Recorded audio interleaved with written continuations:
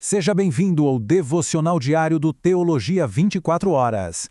Olá, que a paz do Senhor esteja com todos. Hoje é quinta-feira, dia 26 de fevereiro de 2026, e a gente vai mergulhar numa reflexão muito poderosa.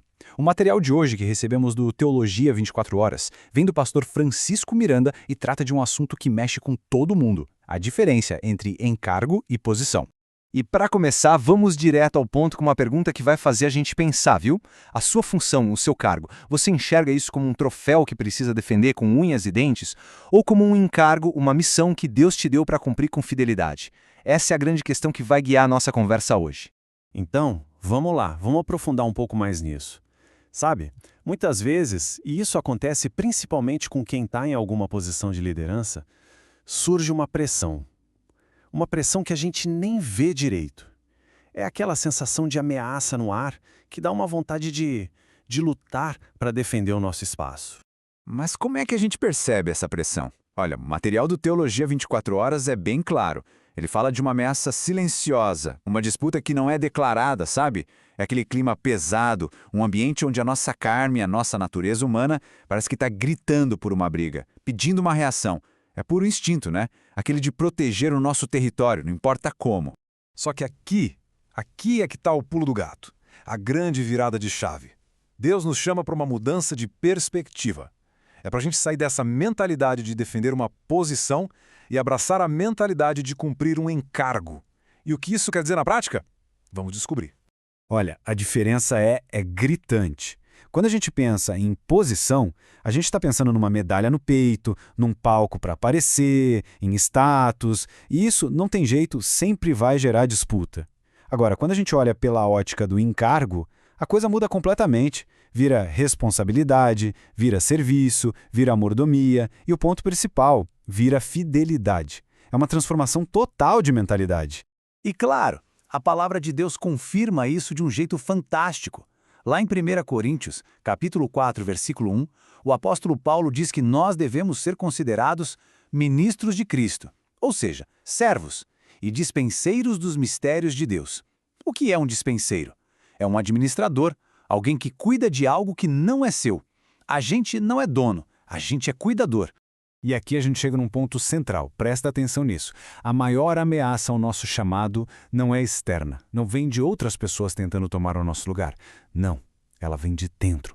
A ameaça é a nossa própria negligência, a nossa falha em vigiar e cuidar da responsabilidade que Deus colocou nas nossas mãos. O perigo é interno, não externo. Bom, e isso nos leva a uma outra questão fundamental. Se não é a briga, a disputa que sustenta o nosso chamado, então o que sustenta? A resposta é simples e poderosa: a obediência. É na obediência que a gente encontra a verdadeira força e a confirmação de Deus.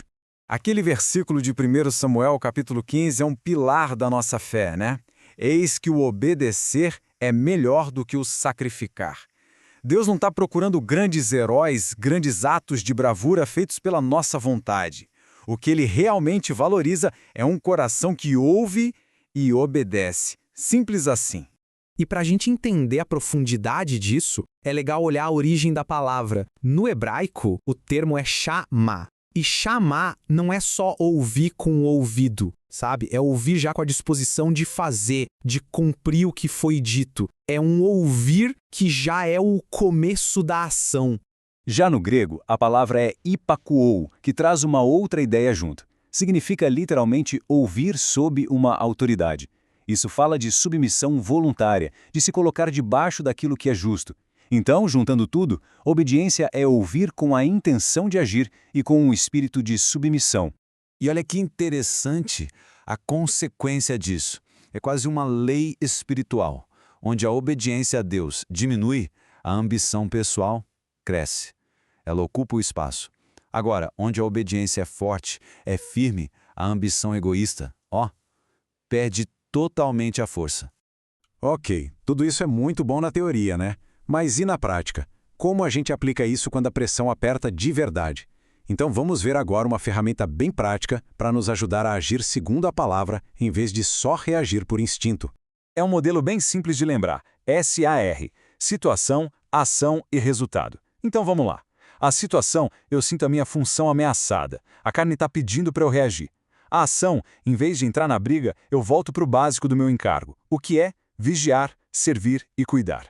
E qual o resultado? A confirmação de Deus vem, mas ela não vem com barulho, com confusão, ela vem com paz e com fruto. Mas tem um detalhe aqui que é importantíssimo.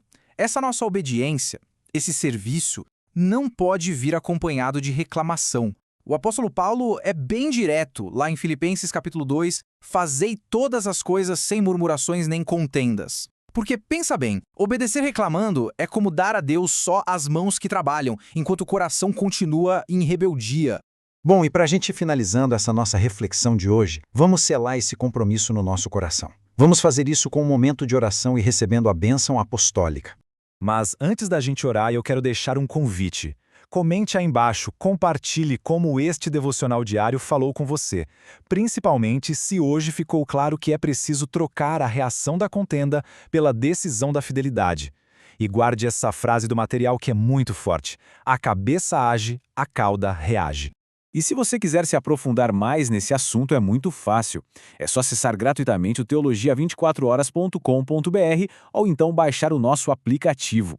Pesquise por Teologia 24 Horas na loja de aplicativos do seu celular, seja Android ou iOS. Lá você vai encontrar este mesmo devocional em vários formatos: texto, áudio, vídeo e até infográficos. Vamos orar? Senhor Jesus, alinha o meu coração à Tua vontade e cura em mim toda a vaidade que tenta transformar o encargo em disputa por posição. Ensina-me a obedecer com alegria, a servir com constância, para que eu não dê palco à contenda e à divisão. Em Teu nome, amém. E agora, receba esta bênção sobre a sua vida. Que o Senhor Jesus te abençoe e te guarde. Que o Senhor Jesus faça resplandecer o seu rosto sobre ti e tenha misericórdia de ti.